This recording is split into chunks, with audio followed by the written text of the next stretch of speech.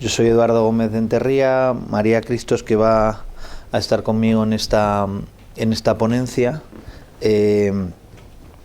Vamos a intentar desarrollar la ponencia, o la idea originaria era no tanto, aunque también una explicación de la reforma laboral, que ya lleva muy avanzado y seguramente pues todo el mundo que está aquí, directa o indirectamente, pues ya sabe más o menos en qué ha consistido la reforma laboral y cuáles son un poco las partes básicas que tiene. Ya digo que aunque lo tocaremos, porque es inevitable hacer esa explicación más concreta de qué cosas son las que incluye la reforma laboral, que es un poco más donde se va a centrar María en su exposición.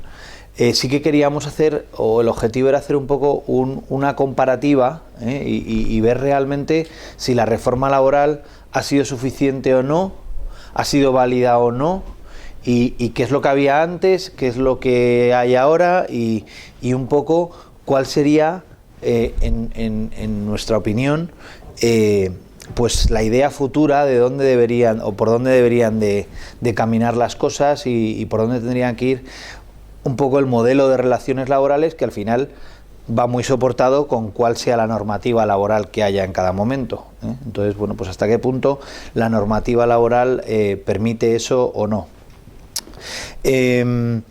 Vamos a intentar hacer la presentación de una forma bastante dinámica. Con esto que quiero decir que os sintáis totalmente libres de preguntar, plantear cualquier cosa que queráis, y que en la medida de nuestros pobres conocimientos pues intentaremos contestarla, ¿no?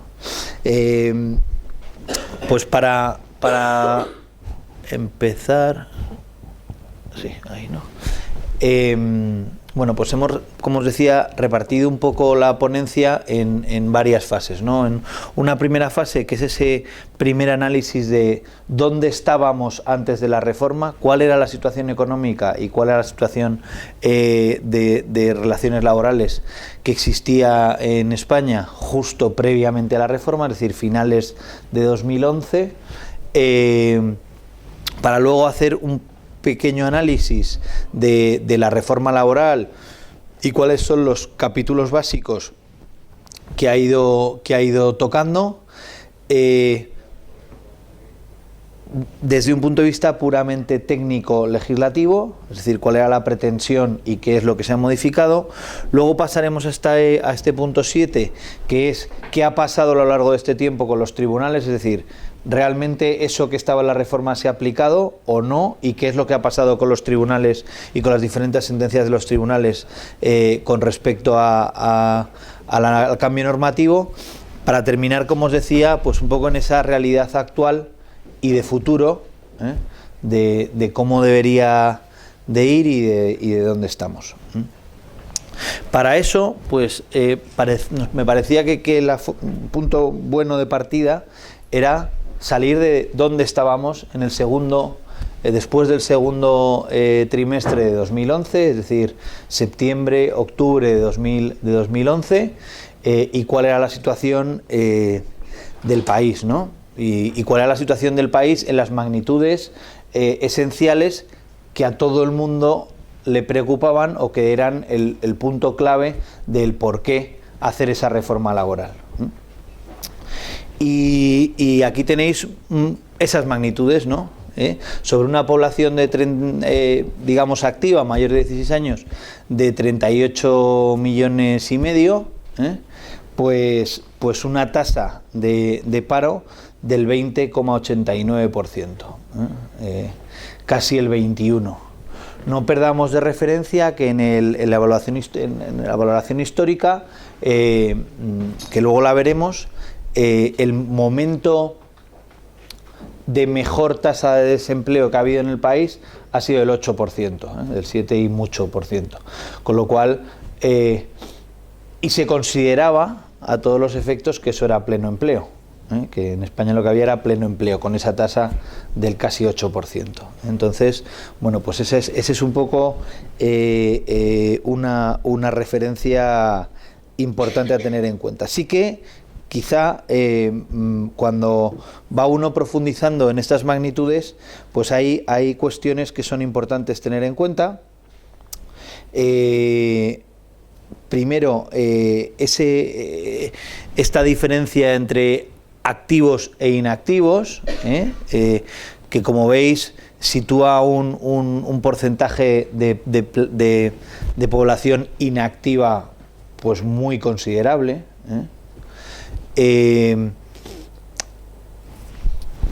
Y eso nos lleva a una situación, bueno, pues que ahí os hemos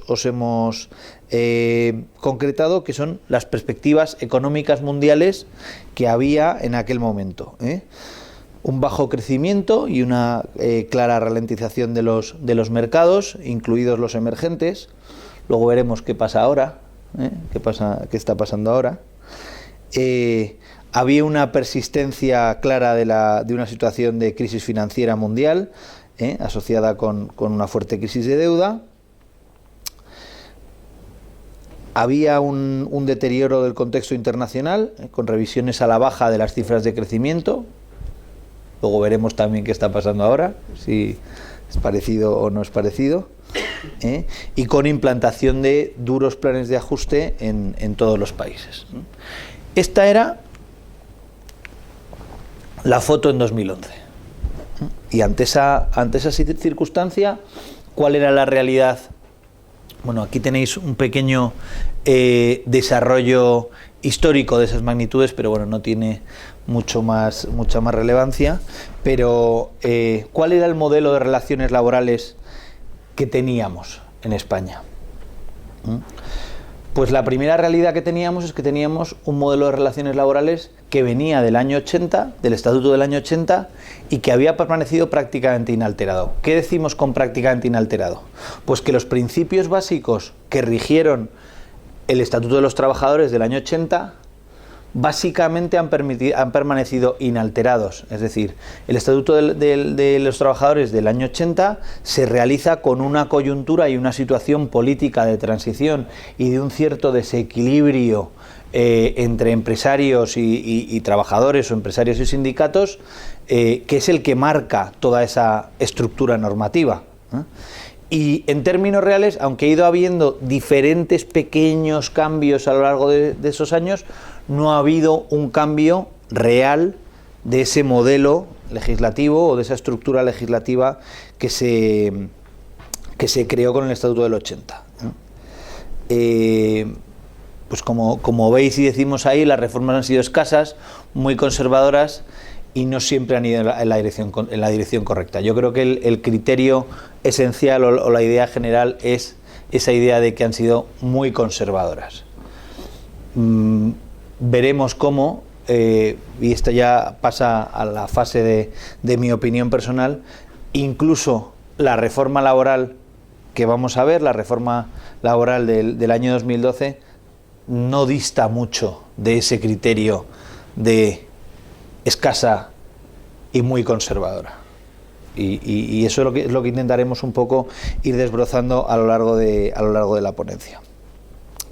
Pero la realidad de nuestro modelo de relaciones laborales era que, precisamente derivado de ese estatuto, tenemos un sistema de relaciones laborales muy rígido, con preferencia de la contratación indefinida, una clara preferencia y una clara institucionalización de la contratación indefinida, con una prevalencia de la normativa legal y convencional frente al contrato de trabajo.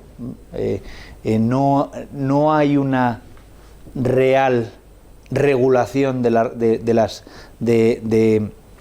relaciones laborales a través del contrato de trabajo. Si yo no sé cuánta gente de la que hay en esta sala es directa o indirectamente se dedica al ámbito de los recursos humanos. ¿Podéis levantar un poco la mano?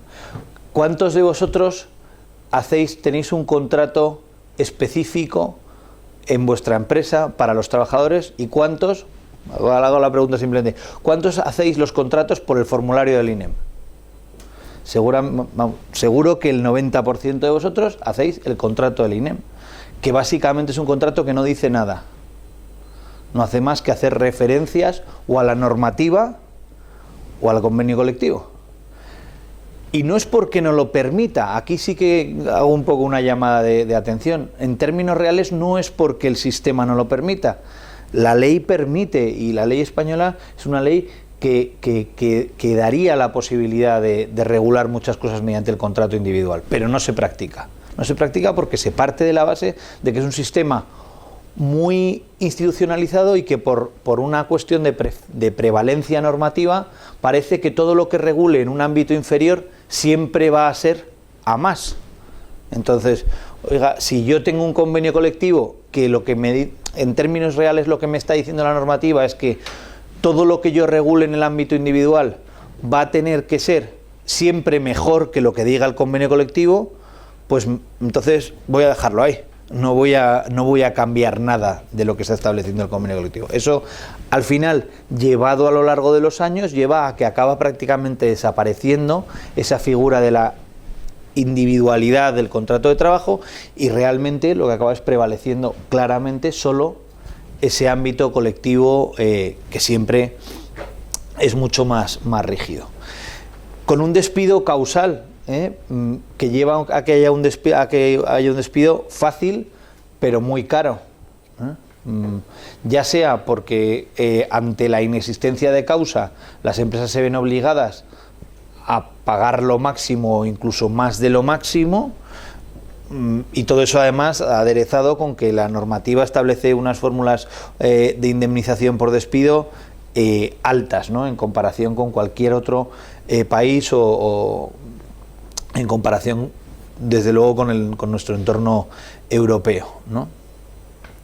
Y luego, derivado también de la normativa laboral, una situación en la que prácticamente no se utilizaban mecanismos de ajuste diferentes de lo que era el despido.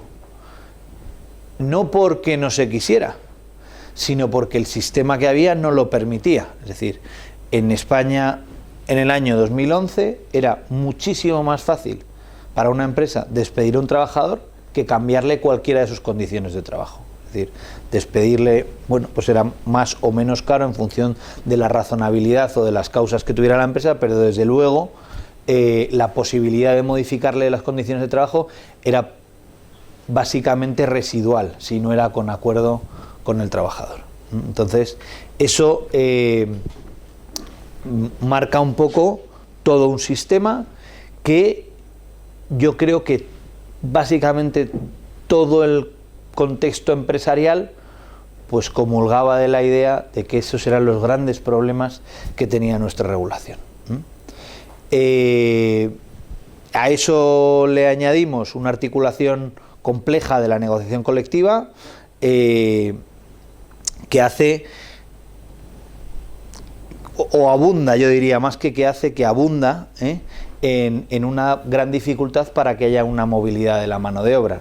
Y digo abunda porque seguramente ese no es el criterio básico. El criterio básico es un criterio más social o institucional del país, en el que resulta difícil que la gente pues tenga esa tendencia a moverse de sitio, ¿no? y a cambiar de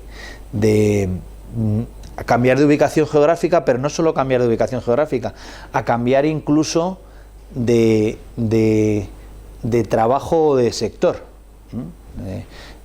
Nos encontrábamos, ya veremos si sigue siendo igual, pero desde luego, ahora que estamos viendo la situación en ese momento, nos encontrábamos en un contexto en el que, y eso lo he vivido personalmente, los trabajadores ponían pegas para cambiar de sector, aunque fuera ganando. Me voy a poner yo ahora a aprender, y si no me gusta este nuevo trabajo, y si no, es decir, ha habido una cierta tendencia a creer que, bueno, pues que uno estaba en una determinada zona de confort y que no tenía mucho sentido o mucha intención de cambiar eso, ¿no? Y eso nos llevaba a una situación en la que tenemos un modelo rígido y muy normativizado, que responde a una realidad productiva ya superada, es decir, ya la realidad productiva no es la que existía en el año 80, como estábamos diciendo, en el que se crea una normativa laboral en una situación de país industrializado, con bajo nivel de puestos de trabajo dentro de esa industrialización, que no tiene absolutamente nada que ver con la situación del 2011 en un país mucho más dedicado a los servicios, con un entorno productivo absolutamente diferente, ¿no? Un sistema en el que se prioriza la seguridad y se dificulta enormemente la adaptación a los cambios y a los ciclos económicos. Obviamente esto lleva a que no se tienen en cuenta pues ni nuevos actores ni nuevas realidades económicas y societarias que existen en las empresas. Yo me acuerdo pues en el entorno, pero vamos, esto tampoco ha cambiado mucho, en el entorno del año 2011 y 2010, que plantear en el seno de una empresa el que se iba a hacer una AIE, pues y que iba a haber movimientos de trabajadores de las empresas agrupadas hacia la AIE y de un lado para otro, bueno, pues era como hablar de algo absolutamente imposible e irrealizable, y en el que además todo el mundo se ponía y hoy seguramente se pondría igual con los pelos de punta, ¿no? Y las orejas levantadas. Una clara falta de vinculación del salario a la productividad.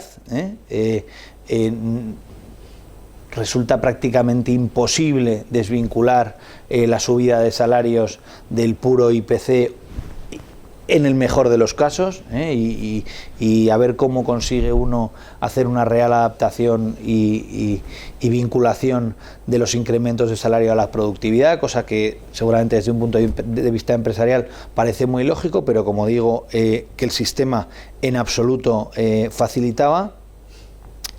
Y como decía antes, pues con una clara priorización de la autonomía colectiva frente a la individual, ¿no? Y esto es justo lo contrario de lo que necesitábamos. Si vamos capítulo por capítulo, pues frente al modelo rígido lo que necesitábamos era un modelo ágil y dinámico, que realmente tuviese la capacidad de adaptarse a las nuevas organizaciones societarias, grupos de empresa, holdings, AIEs, joint ventures, UTEs, etcétera, etcétera, en el que se conjugase de manera adecuada la flexibilidad con la seguridad, el famoso concepto de la flexiseguridad. No necesariamente el que haya un entorno laboral más flexible tiene por qué llevar aparejado una pérdida de la seguridad, y eso es en lo que hay que trabajar, pero nadie quiere, parece, oír hablar de ello.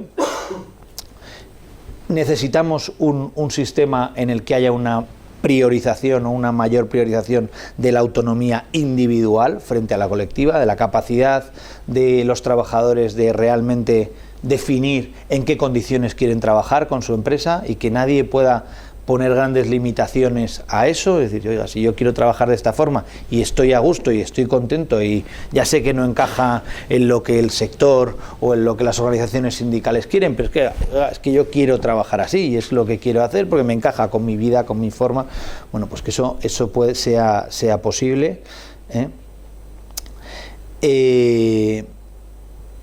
Y en resumen, y yo esto lo resumo siempre así, pues eso, en pasar de un modelo mucho más competencial frente a un modelo funcional. Es decir, al final los trabajadores, lo que hoy en día cualquier entorno necesita es que los trabajadores se les mida más por una situación de competencia y del trabajo que realizan, y no tanto de la función concreta para la que han sido contratados, ¿no?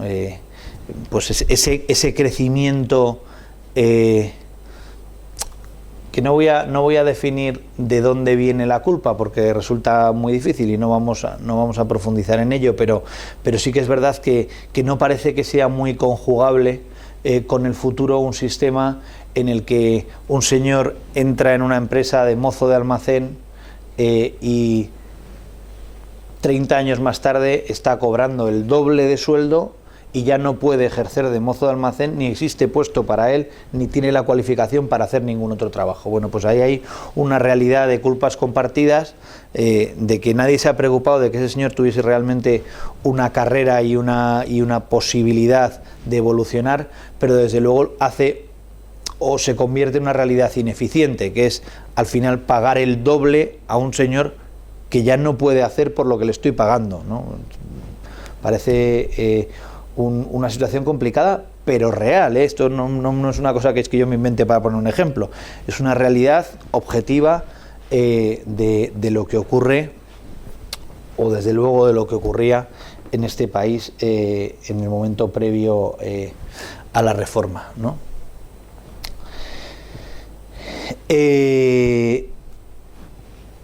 Profundizamos un poco en la misma idea, ¿no? Teníamos que evolucionar ese entorno de las relaciones laborales, pues de un modelo de confrontación entre trabajadores y empresarios a un modelo de búsqueda de eficiencia organizativa y de colaboración, de un modelo de estabilidad en el puesto de trabajo a un modelo en el que la estabilidad la da la capacidad del trabajador y su realidad de posibilidad de estar en el mercado y de conseguir diferentes puestos de trabajo. Es decir, el mejor, hoy pensando en el futuro, la mejor indemnización o la mejor fijeza que puede tener o que va a poder tener un trabajador en el futuro va a ser su propia capacidad de poner frente a la empresa sus opciones en el mercado y su realidad pues incluso de cambiar de empresa, ¿no? De un modelo de soluciones y de realidades universales abstractas a un modelo de soluciones concretas, a un modelo en el que las empresas puedan negociar su realidad concreta, puedan establecer las condiciones laborales de su realidad concreta, de su empresa.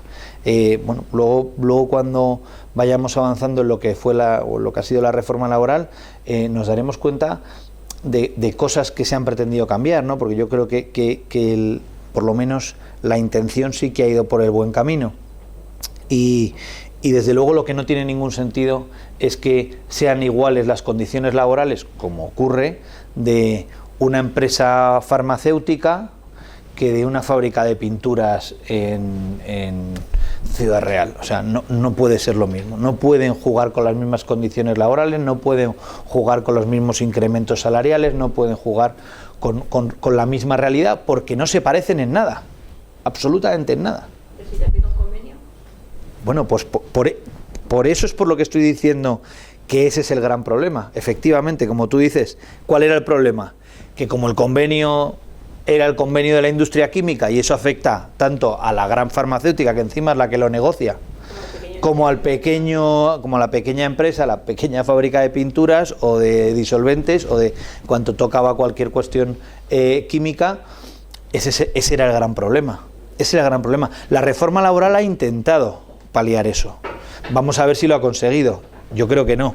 Pero no quiero mucho adelantarme mucho a las conclusiones, pero el fondo seguramente es este. Yo decía, yo creo que la reforma laboral, por ir dando algún gran titular, yo creo que la reforma laboral ha ido por el buen camino en cuanto a que tenía identificadas qué cosas eran necesarias cambiar, es decir, yo creo que estaban bien identificadas sobre qué aspectos había que actuar. Ahora la actuación creo que no ha sido la adecuada, no ha sido por lo menos todo lo adecuada que debería haber sido, y ahora veremos si realmente se ha conseguido el efecto o no. En unos casos en mi opinión, falta de valentía, en otros casos por deficiencias técnicas y en otros casos por un exceso de voluntarismo, vamos a llamarlo así. Pero en cada caso, en diferentes capítulos, por unas cosas o por otras, la realidad es que, bueno, pues como veremos, es una reforma que se ha quedado muy insuficiente. Muy insuficiente porque al final ha acabado siendo una más de todas esas que decíamos, oiga, desde el año 80 claro que ha habido modificaciones, pero han sido escasas, insuficientes y poco valientes. Bueno, pues esta es la realidad, yo creo, objetiva de esta reforma también. Lo que pasa es que socialmente yo creo que ha habido una cierta un cierto voluntarismo de todos los interlocutores, y digo medios de comunicación, digo sindicatos, digo partidos políticos, digo Unión Europea, es decir, todo el mundo ha tenido un voluntarismo de decir, unos porque les iba bien y otros porque les iba mal, que la reforma laboral ha sido súper drástica y que ha habido unos cambios brutales con la reforma laboral. Bueno, pues vamos a ver cuáles son los cambios. Porque si todos los cambios tan brutales han sido como el gran titular de se ha abaratado el despido, pues vamos a ver cuánto se ha abaratado el despido con la reforma laboral. Ahora pasaremos y lo veremos y veremos cuánto se ha bajado la indemnización por despido. Y realmente lo valoraremos, ¿no? Y casi con tu pregunta entramos en el último punto, que es ese, ¿no? Dice, de un modelo muy normativizado y con poca capacidad de actuación individual y de las empresas a nivel individual, a la necesidad de un modelo que realmente las empresas y los trabajadores tengan la capacidad de adaptarse a su realidad. Y su realidad es diferente en función del tipo de empresa que es diferente en función de dónde está situada, es diferente en función de miles de millones de situaciones, pues que lamentablemente no se tienen en cuenta. Y todavía la situación no tiene pinta de mejorar mucho, porque dices tú, ahora tengo el convenio de la química, sea una industria farmacéutica o una fábrica de pinturas. Pues fíjate ahora que las federaciones sindicales están fusionando y ahora ya no es la Federación de Química, sino que es Químicas y Metal, todo unido en una federación de industria. Pues ahora pues ya puede ir uno vislumbrando por dónde van los tiros de lo que se pretende hacer, ¿no? Entonces, yo creo que hay una cierta intención de hacer un segundo estatuto que mejore el estatuto, pero que sea igual de universal. Bueno, pues ya veremos si hasta qué punto la normativa nos lo permite, ¿no? Y con todo ese entorno, con esa realidad que, según yo he ido hablando, muchos de vosotros habéis ido identificando que yo os iba contando una realidad del año 2011, que se supone que ha cambiado con esto, pero que seguramente todos habréis ido identificando que todo eso que yo iba contando como problemáticas del sistema en el 2011 y como la realidad en lo que había que actuar, pues seguramente el 99,9% siguen siendo las problemáticas del sistema de relaciones laborales hoy en día, 5 años después, y con una reforma laboral, una maravillosa reforma laboral aplicada y terminada de aplicar, ¿no? Bueno, y para eso se hacen estas dos normas de modificación, que voy a pasar a María para que nos cuente convenientemente.